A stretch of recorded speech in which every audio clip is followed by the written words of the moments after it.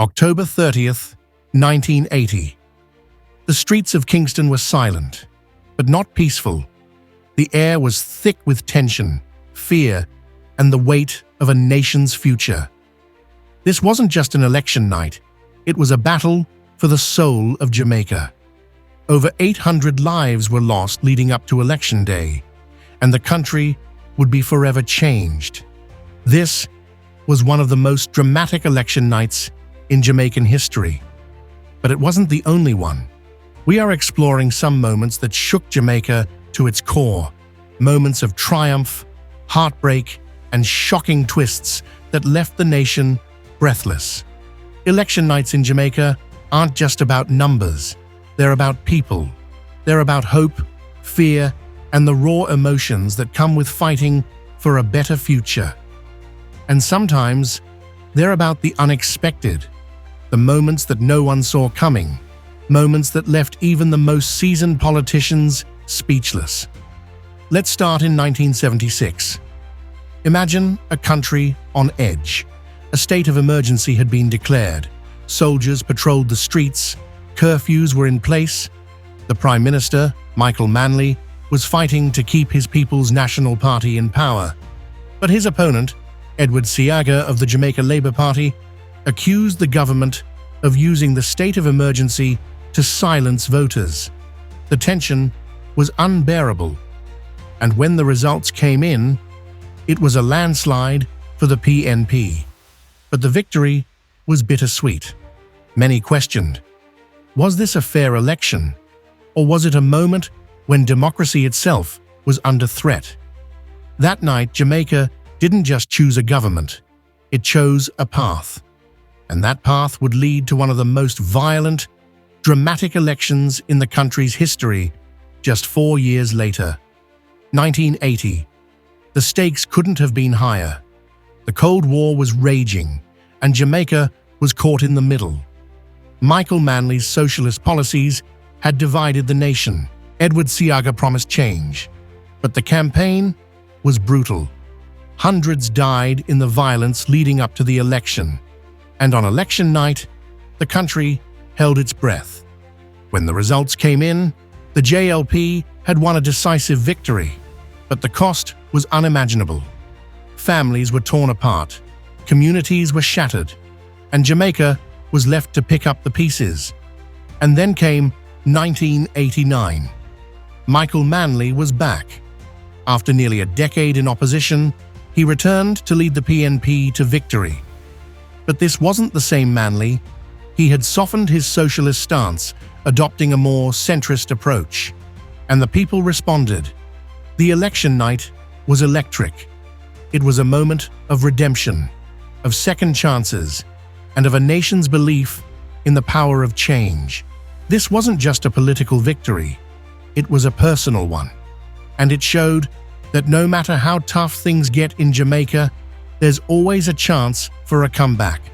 Fast forward to 2007.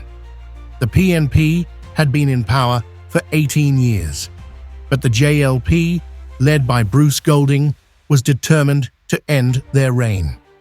The election night was a nail-biter. Both sides claimed victory at different points.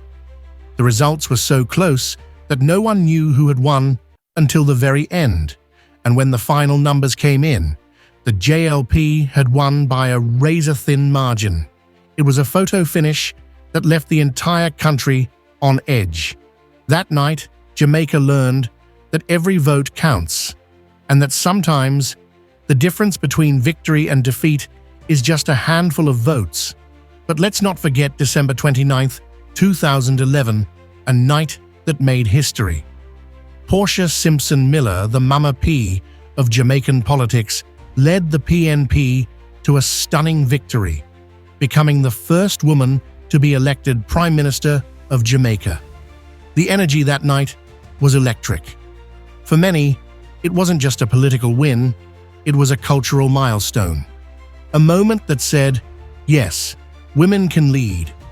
A moment that inspired a generation of young girls to dream bigger and aim higher. That night wasn't just about politics.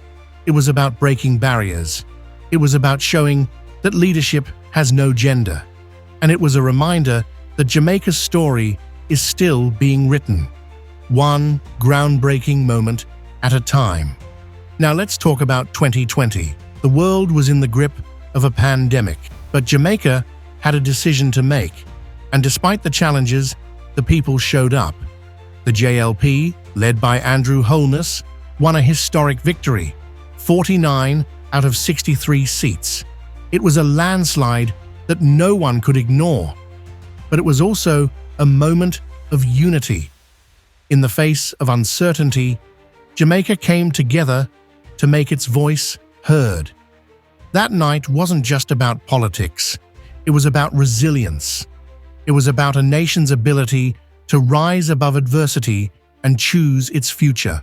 These moments, 1976, 1980, 1989, 2007, 2011, 2016, 2020, they're more than just dates in history. They're the heartbeat of a nation. They're the stories of triumph and tragedy, of hope and heartbreak, of a people fighting for a better tomorrow. Here are 5 bonus facts for you. Number 1. The 1980 election had the highest voter turnout in Jamaican history, over 86%. Number 2. In 2007, the JLP's victory ended the PNP's 18-year rule, one of the longest in the country's history. Number 3. Portia Simpson-Miller's 2011 victory made her the first woman to be elected Prime Minister of Jamaica. Number 4. The 2020 election was the first in Jamaica's history to be held during a global pandemic. Number 5. Andrew Holness's 2020 victory gave the JLP the third largest seat margin in Jamaica's independent history, not counting the 1980 election, which was boycotted by the PNP, giving the JLP all 60 seats in Parliament. Election nights in Jamaica are more than just politics. They're a reflection of who we are as a people. They're a reminder that no matter how tough the fight, we never stop believing in a better tomorrow. And as we look ahead to the next election, one thing is certain: Jamaica's story is far from over. If you haven't already, please like this video and subscribe to our channel Impacting Jamaica today.